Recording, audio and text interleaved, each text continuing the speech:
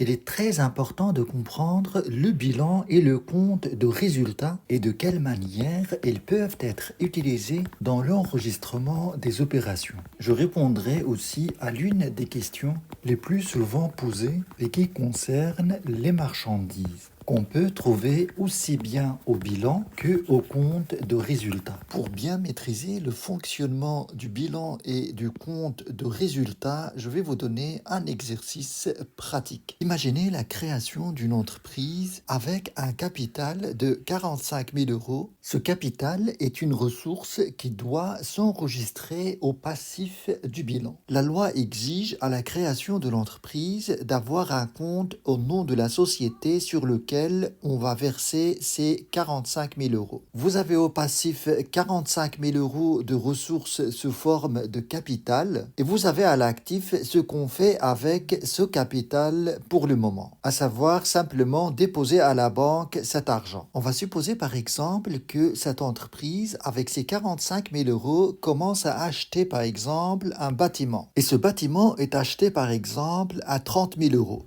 Donc, à l'actif du bilan, on doit avoir terrain bâti 30 000 euros et ce 30 000 euros, en fait, vient de la banque. On a payé cet argent avec la banque. Donc, la banque ne reste pas à 45 000 euros, mais ça deviendrait 15 000 euros. 45 000 euros moins 30 000 euros, ça fait 15 000 euros. C'est bien ce qui reste sur le compte bancaire de l'entreprise. Et on peut avoir une autre possibilité, c'est de ne pas payer cette facture tout de suite, c'est-à-dire garder l'argent à la banque et avoir une dette fournisseur de 30 000 euros. Fournisseur au passif, ça représente les factures que l'entreprise n'a pas encore payées à la suite de ses différents achats. Et une fois cette facture du fournisseur est payée, cette dette se réduit de 30 000 euros. Donc, ça va disparaître du passif et la banque va se diminuer de la même somme,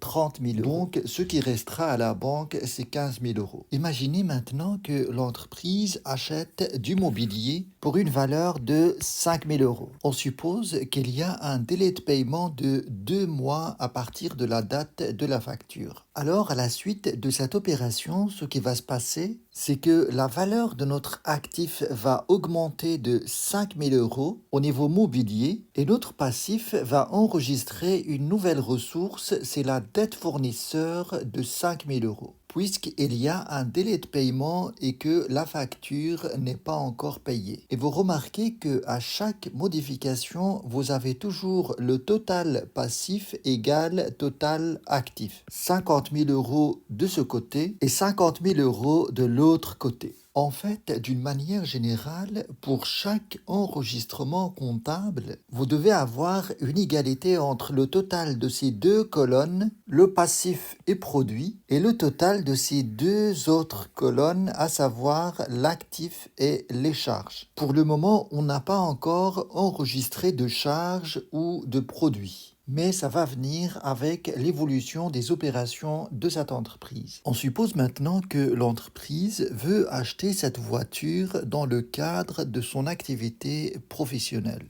Mais le prix de cette voiture est 25 000 euros, alors que l'argent disponible à la banque est 15 000 euros. Alors l'entreprise, dans ce cas, essaye d'augmenter les ressources au passif en contractant une dette à long terme. On va dire de 20 000 euros. Donc vous aurez ici deux opérations à enregistrer. D'abord la dette à long terme de 20 000 euros et cette dette va être versée sur le compte bancaire qui va s'augmenter de la même somme. Et l'autre opération, c'est d'enregistrer l'achat de cette voiture. On va voir proprement l'impact que toutes ces opérations vont produire sur ce bilan. Par rapport à la première opération, on a une dette à long terme qui va s'augmenter au passif de 20 000 euros. Je vais la mettre après capital pour respecter le principe de l'exigibilité que je vous ai présenté la dernière fois.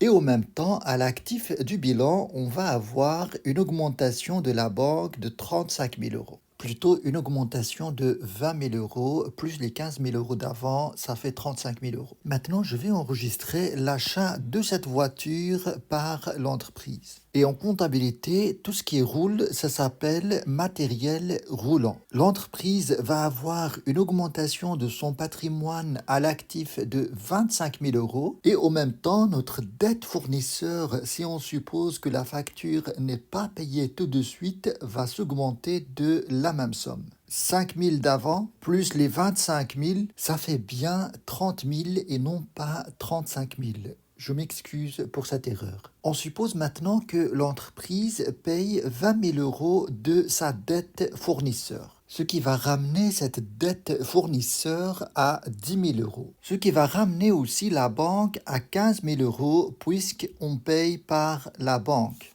Maintenant, on va supposer quelques opérations qui vont impacter le compte de résultat. Imaginez maintenant que l'entreprise commence à acheter des marchandises pour une valeur de 1 000 euros. Alors, au niveau de la comptabilité, est-ce qu'on va enregistrer ce 1 000 euros à l'actif du bilan ou plutôt on va l'enregistrer comme charge au compte de résultat? Bien sûr, la bonne réponse, l'achat de marchandises, il s'agit de charges qui s'enregistrent comme charges au compte de résultat. Et la contrepartie de cet enregistrement aux charges, ça se passe au niveau du passif et plus précisément au compte fournisseur, puisque le fournisseur nous envoie une facture de 1 000 euros. On va donc augmenter cette dette fournisseur de 1 000 euros aussi. Là, je dois préciser une chose importante, c'est que ce bilan-là n'est pas équilibré. Mais par contre, le total de ces deux colonnes est le même que le total de ces deux colonnes. Et c'est bien ça qui peut justifier que vous êtes sur la bonne voie. Parce que à la clôture de ce compte de résultat, on va avoir un bilan équilibré. Bien, on verra ça à la fin de ces opérations. Je vais ajouter encore une autre opération. On va dire la vente de la moitié de ces marchandises au prix de 800 euros. Cette opération va faire augmenter nos produits de 800 euros. Donc, vous allez avoir la vente de marchandises 800 euros au produit. Mais est-ce que c'est la seule opération que vous devez enregistrer? La réponse c'est non parce que le total de ces deux colonnes n'est pas égal au total de ces deux autres colonnes.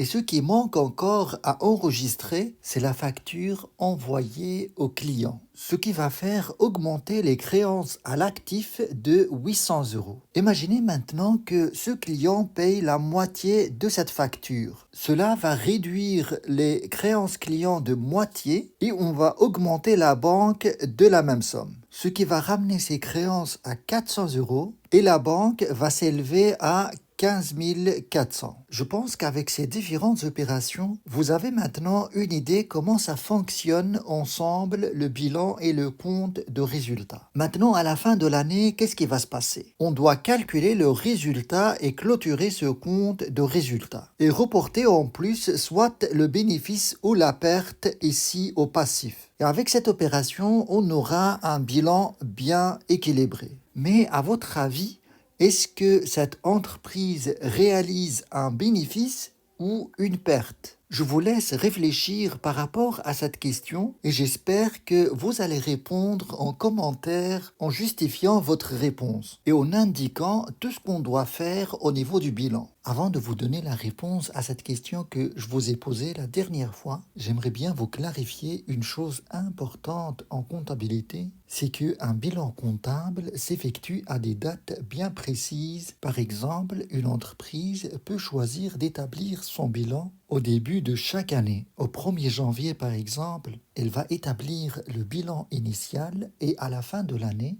au 31 décembre, elle va établir un bilan final. Et donc, par définition, un bilan comptable reflète une image fidèle du patrimoine de l'entreprise à l'instant même où il est établi. Et bien sûr, ce patrimoine d'une date à l'autre n'est pas le même. Ce patrimoine peut évoluer soit à la hausse, soit à la baisse. Et ce qui évolue très rapidement dans ce patrimoine, c'est le stock de marchandises. Et il est important de savoir suivre cette évolution des marchandises en stock pour justement savoir les charges véritables liées à ce qui est vendu de ces marchandises. Je vous donne un exemple. Au 1er janvier, par exemple, vous avez un stock de marchandises de 5 unités. J'enlève ces images pour que ça soit clair. Donc, au 1er janvier, vous avez 5 chaises qui illustrent ici les marchandises de l'entreprise. Et à la fin de l'année, quand vous allez vérifier les marchandises en stock, vous allez trouver qu'il y en a 3. Est-ce que, avec ces informations, vous pouvez préciser combien de chaises ont été vendues? Si vous dites 2 parce qu'il reste encore 3 en stock alors qu'il y avait 5, la réponse n'est pas juste. Ou on ne peut pas savoir avec juste ces informations de stock initial et stock final. Parce que entre 1er janvier et 31 décembre, le stock de marchandises peut avoir des mouvements de sortie et d'entrée de marchandises, donc on ne peut pas savoir combien de marchandises ont été vendues sans avoir à disposition ces informations des mouvements de stock. Et principalement les marchandises entrées en stock. Parce que justement, ce qu'on cherche à savoir, c'est les sorties du stock qui reflètent les marchandises vendues. Si maintenant je vous dis que durant l'année, on a acheté encore 4 chaises. Ici, vous avez le stock initial, ici, vous avez les achats de marchandises, et là, vous avez le stock final.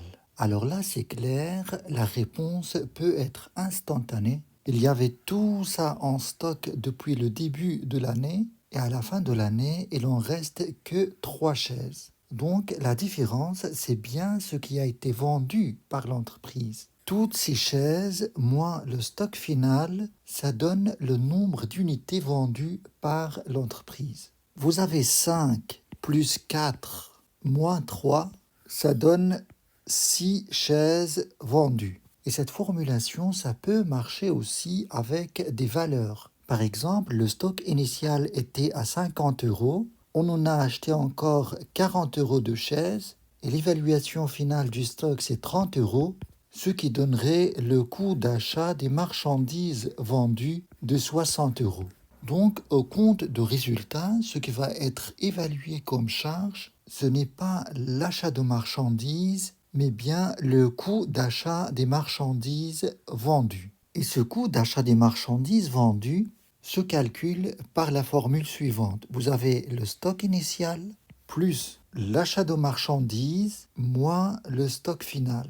Cette formule est importante, je vais la réécrire. Le coût d'achat des marchandises vendues égale achat de marchandises plus stock initial moins stock final. Et ça peut s'écrire aussi achat de marchandises moins la variation de stock qui se calcule par stock final moins stock initial. Cette partie-là, c'est la variation du stock. Maintenant, je reviens à ma question d'avant. D'abord, je dois rectifier fournisseur dans ce bilan, c'est 11 000 et pas 16 000, parce qu'il y avait une erreur de calcul dans les opérations d'avant. Alors, je précise la question. L'entreprise a acheté durant l'année 1 000 euros de marchandises. Elle a vendu la moitié de ces marchandises à 800 euros.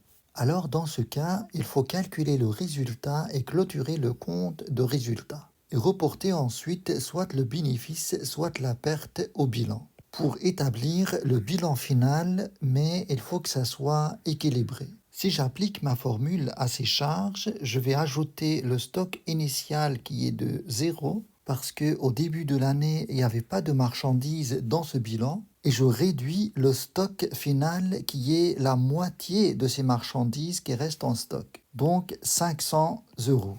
Et tout ça va nous donner le coût d'achat des marchandises vendues. Vous avez 1000 moins 500, ça fait 500 euros. Donc, ce qu'il faut comptabiliser comme charge, c'est uniquement ces 500 euros. Et les autres 500 euros, c'est des marchandises qui restent en stock, donc doivent figurer au stock final ici. Maintenant, il reste à calculer le résultat de l'entreprise. Ce n'est pas une perte, mais bien un bénéfice. Parce que 800 euros moins 500 euros, ça donne un résultat de 300 euros. Ces 300 euros, c'est un bénéfice qui s'ajoutera comme une nouvelle ressource au passif du bilan. sous la catégorie du capital. Maintenant, il faut calculer le total passif et le total actif. Je dois avoir la même chose. Je fais cet exercice avec vous. J'espère que j'aurai le même total. Alors, au passif, j'ai 76 300 et à l'actif, j'ai la même chose, 76 300. Et donc ça représente le bilan final qui sera en même temps le bilan initial de l'année suivante. Vous avez remarqué que dans cet exercice, j'ai présenté les modifications sur le bilan après chaque opération effectuée. Mais pratiquement, l'établissement du bilan, ça s'effectue en général une fois par an. Alors à ce stade, on peut se poser la question où l'entreprise enregistre ses opérations au fur et à mesure qu'elles se produisent. La réponse, c'est le livre journal. C'est un document dans lequel l'entreprise enregistre au jour le jour chaque opération effectuée. Et puis vous avez ce qu'on appelle le grand livre ou bien le livre des comptes dans lequel on apporte des modifications sur chaque compte en fonction des opérations effectuées. Et ces comptes peuvent être représentés sous forme de T. Cette forme de représentation des comptes est très intéressante en comptabilité et c'est bien ce que je vais vous présenter et expliquer en détail dans la suite de ces cours.